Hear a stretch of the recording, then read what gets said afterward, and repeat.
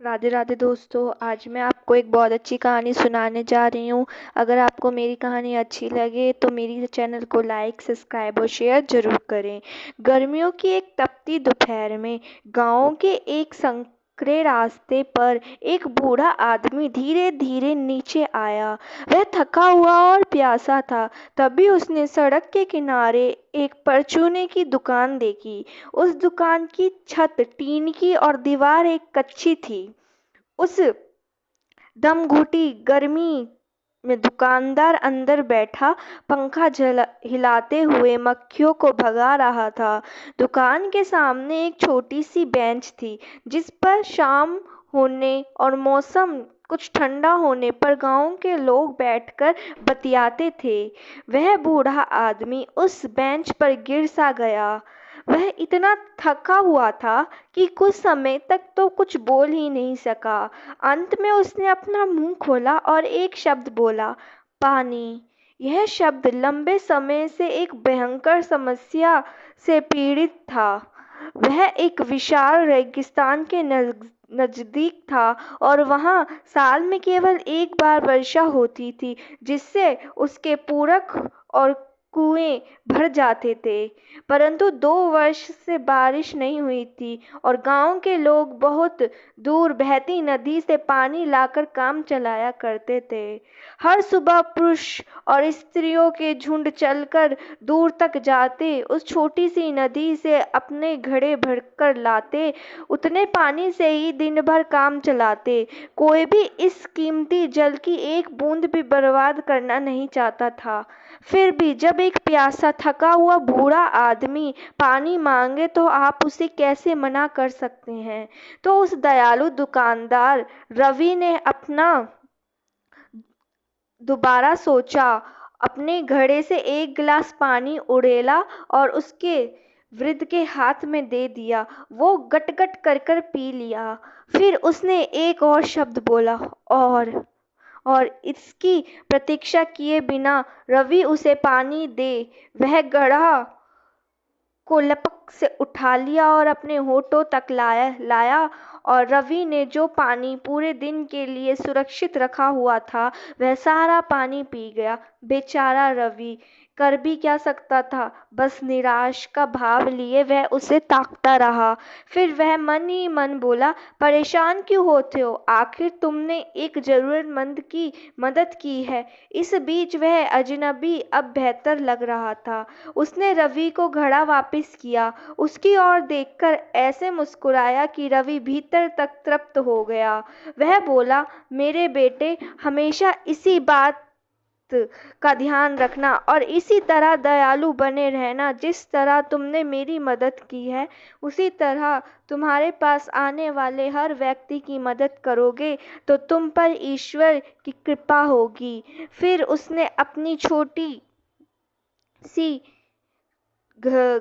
छड़ी उठाई और धीरे धीरे लड़खड़ाता हुआ चला गया। रवि उस विचित्र वृद्ध को अपनी आंखों से ओझल होते हुए देखता रहा।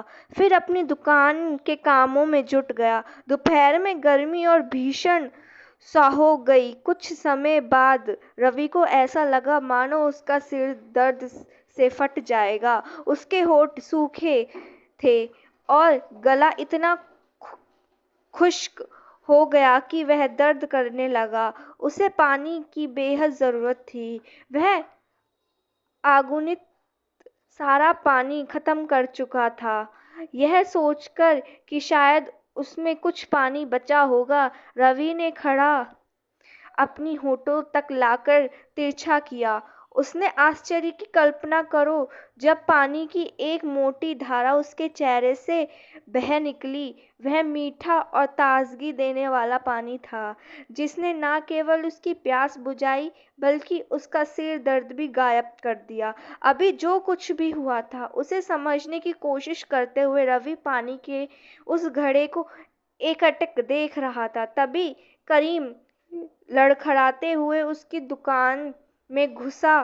करीम एक युवक था जिसका पैर कई वर्ष पहले एक दुर्घटना में क्षतग्रस्त हो गया था और वह लंगड़ाकर चलने पर मजबूर हो गया। जब वह बीमार या थका हुआ होता था तब उसकी लड़खड़ाहट बढ़ जाती थी। उस वृद्ध की तरह करीम भी दुकान के सामने बैठी बेंच पर गम से बैठ गया और लंबी सांस लेने लगा। फिर उसने अपनी जेब से सामान की एक सूची कर निकाली और रवि को पकड़ा दी। जब रवि ने कागज पर लिखी हुई वस्तुओं को पैक करना शुरू किया तो करीम ने भोजन की एक छोटी सी पोटली खोली और वह वहीं बैठकर खाने लगा।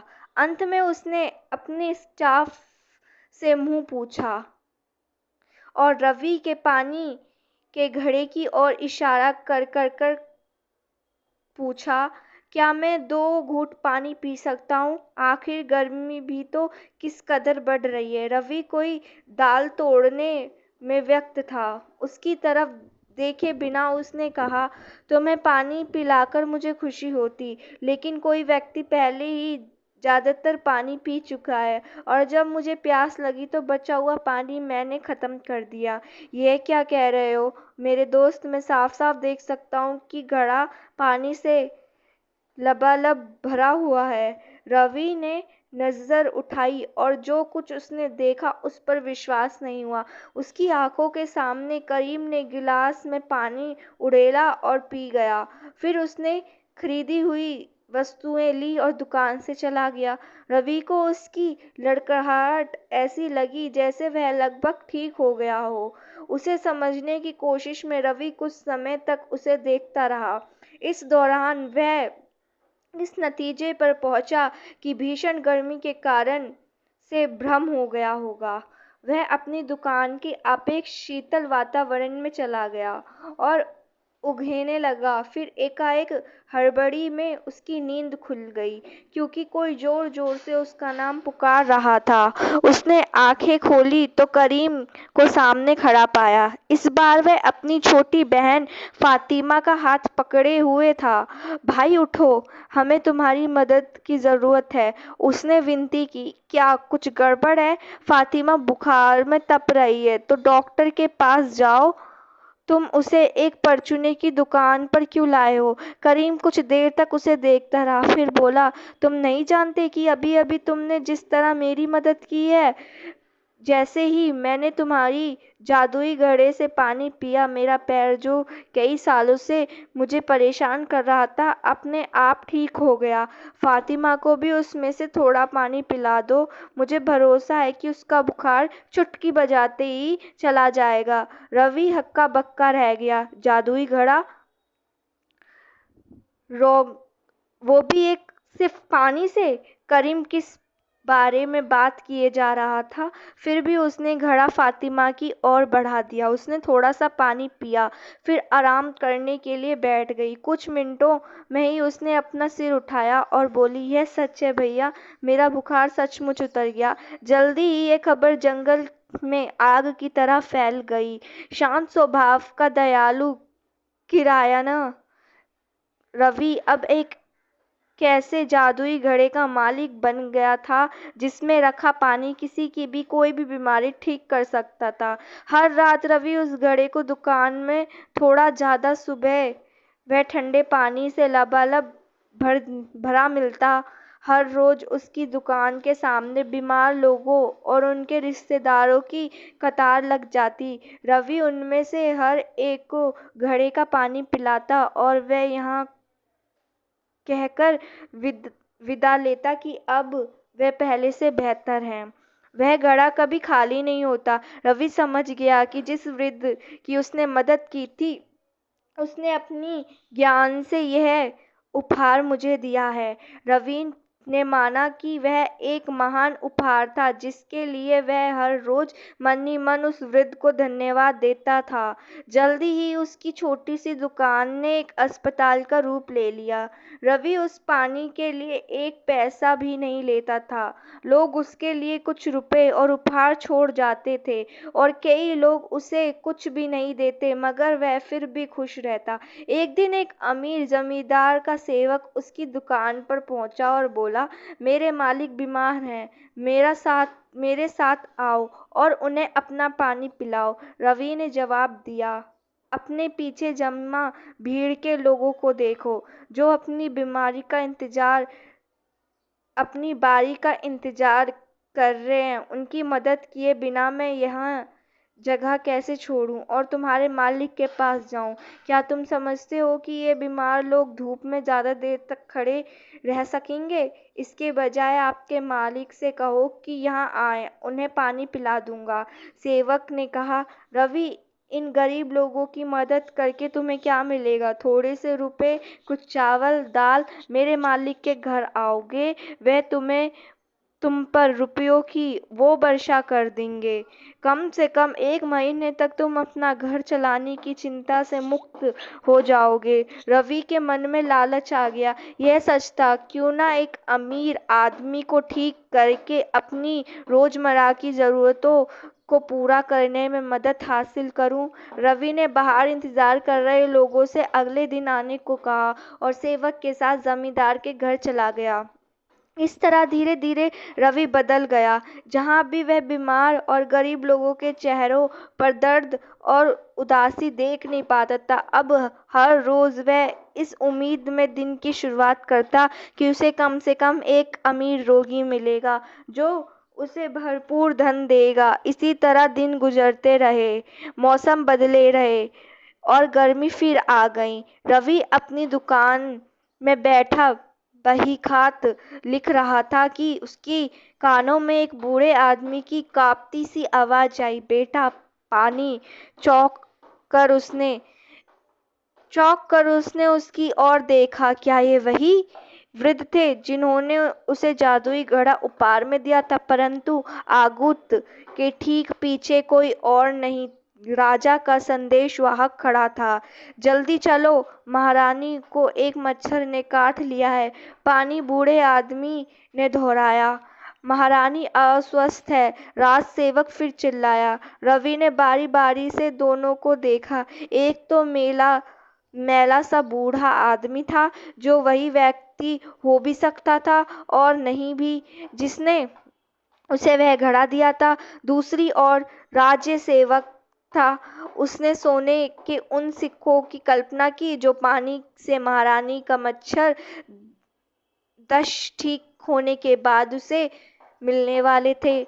उसका चुनाव स्पष्ट था। उसने घड़ा उठाया, उस अजनबी के साथ चल दिया। चाचा यहीं ठहरना, अजनबी से कहा, चाचा यहीं ठहरना, मैं जल्दी वापस आ जाऊंगा। राजा के तेज तर्रार घोड़े से उसे महल तक ले गए। वह तेजी सलेम रानी के कक्ष में गया, जहां वह अपनी बाजू पर मच्छरों के काटने के स्थलों को निराशा से देख रही थी। उसने एक गिलास में पानी उड़ेला के घड़े को तिरछा किया, परंतु कुछ भी बाहर नहीं आया। उसने बार बार घड़े को तिरछा किया। उसने उसे उल्टा करके तले तक गौर से देखा। एक हड्डी की तरह सूखा था। राजा दहाड़ा, धोखेबाज, अभी बाहर निकलो और मुझे यह कभी सुनाई न दे कि तुम्हारे पास रोगों के इलाज की जादुई शक्ति है। अगर तुमने फिर से ऐसी कोई दवा किया तो मैं हमेशा के लिए तुम्हें गांव से बाहर कर दूंगा। फिर वह अपनी रानी को दिलासा देने लगा, जो अपनी बाजू पर मच्छर दंश के छालों पर आंसू टपका रही थी। रवि धीरे धीरे चलकर अपने गांव वापस आया। वह अपनी दुकान पर गया, वहां कोई ना था। उसने उस वृद्ध की तलाश की जिसने पानी मांगा था, पर वह कहीं दिखाई नहीं दिया। उसने जोर से पुकारा, चाचा मुझे माफ कर दो, मुझसे गलती हो गई, कृपया करके आ जाइए, मैं आपको पानी पिला दूंगा। लेकिन कोई जवाब नहीं आया। अब उसकी समझ में आ गया कि वे वही वृद्ध थे जिन से वह 1 साल पहले मिला था। उसे भी लोग याद आए जिनका इलाज उसने दयालुता और संवेदना के साथ किया था, और बदले में उन्होंने उसे दुआएं और प्यार दिया था। उसे उनकी उदारता के छोटे छोटे कृत्य याद आ गए।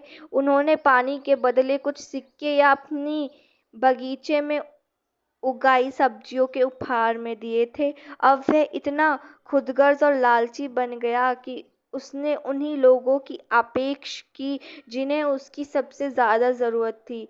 वह वृद्ध सज्जन ने उससे वह शक्तियाँ वापस ले ली जब उन्हें महसूस हुआ कि रवि ने उनके उपहार का दुरुपयोग किया था।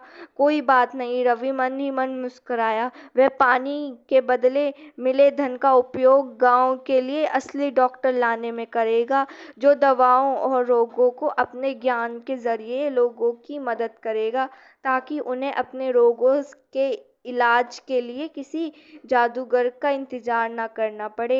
उस दिन से रवि नदी से लाए गए साधारण पानी से घड़ा भरता, अपनी छोटी-सी दुकान पर सावधानी से ले जाता और उस दिन का इंतज़ार करता। क्या पता किसी दिन वह वापस आए। साथ ही वह अपने गाँव में एक असली डॉक्टर लाने के लिए भी संकल्प किया उसने। धन्यवाद।